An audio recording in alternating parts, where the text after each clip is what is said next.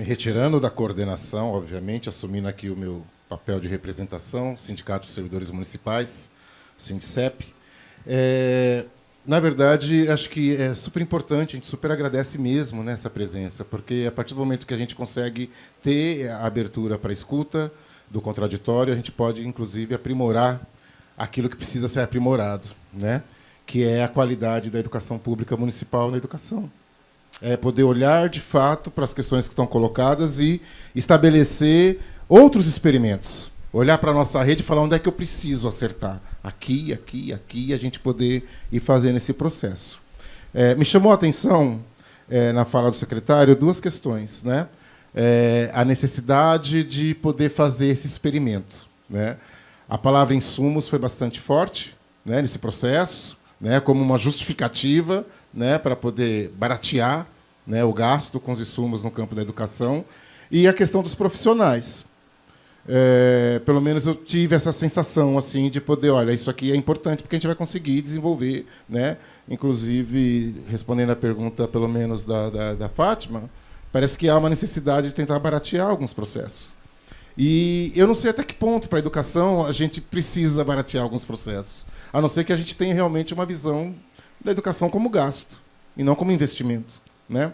Então, quando a gente traz a discussão do investimento, a gente vai ver o quanto é importante a gente olhar para a nossa rede pública, que, de fato, é muito bacana, tem projetos, tem ações, tem desenvolvido as duras penas, né? Coisas muito legais, né?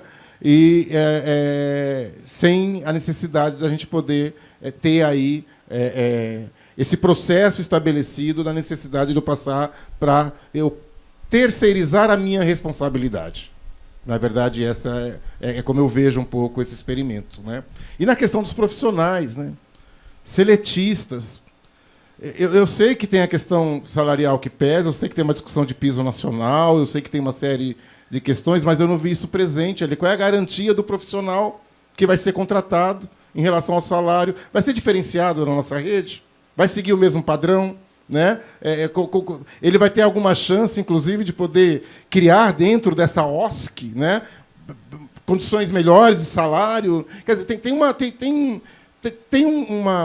está sendo criado aí uma possibilidade de você ter uma ação diferenciada na cidade de São Paulo e que não é bom para a educação.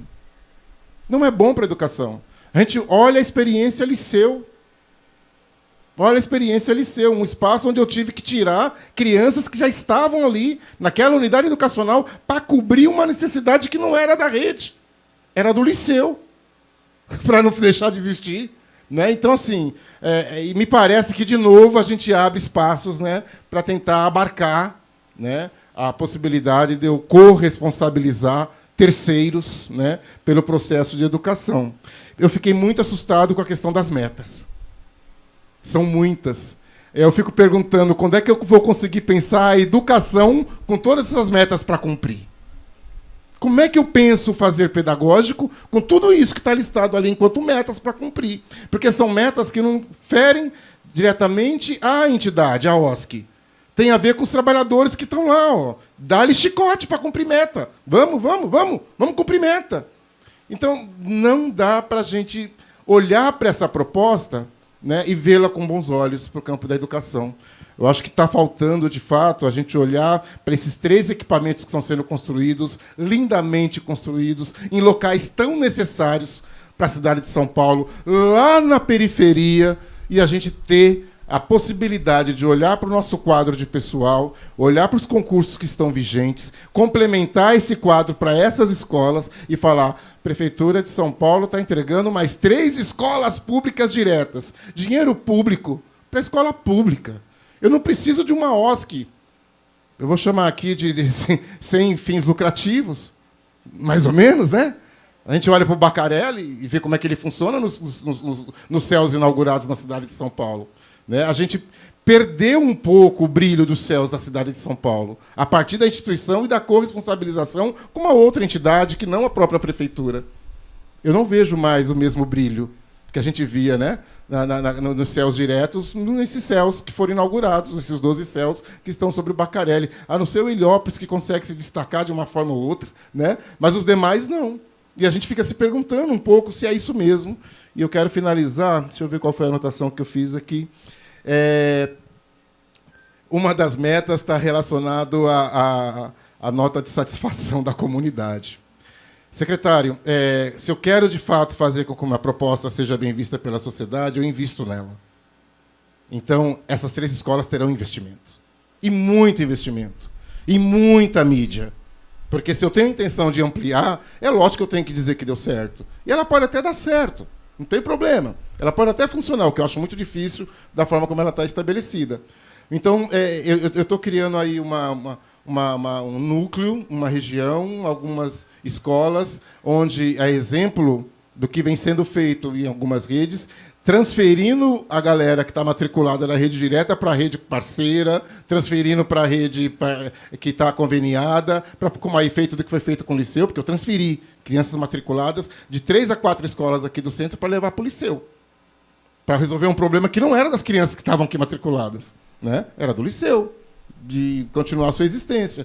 Então, só repensar um pouco e saber o quanto esse pessoal vai sofrer assédio para poder cumprir esse número de metas que está colocada. Porque eu olho para a rede conveniada, a gente dialoga com os companheiros da rede parceira, a gente conversa com as galeras da rede. Não tem lugar para respirar. Cumpra a meta. É 8 horas diárias, toca lá, faz acontecer, e a gente não discute isso. A gente não discute como é que a gente alivia para esse pessoal que, ao invés de trabalhar 5 horas lá com a criança, trabalham 8. E recebem muito menos, em alguns casos, né? Aí, e se não rezar a cartilha da entidade, que não é confessional, na maioria das vezes, não fica na empresa, não fica. Vai embora. Bom colocar a questão da rotatividade. E a gente vai registrar o quanto de rotatividade a gente vai ter nesse processo, né? Que não vai conseguir nem estabelecer vínculo com a criança que estiver matriculada. Porque, de fato, as empresas não garantem condições de trabalho e salarial adequadas. Então, a gente, de fato, fica muito... Olhando para o nosso Plano Municipal de Educação, a gente vê o quanto a gente se distancia dele.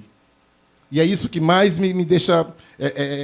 olhar que a gente vai discutir um novo Plano Municipal de Educação, com metas estabelecidas no plano, e a gente não vai cumpri-lo, porque nós estamos experimentando outras possibilidades, né? Então, chamar a atenção para isso. Existe um plano nessa cidade.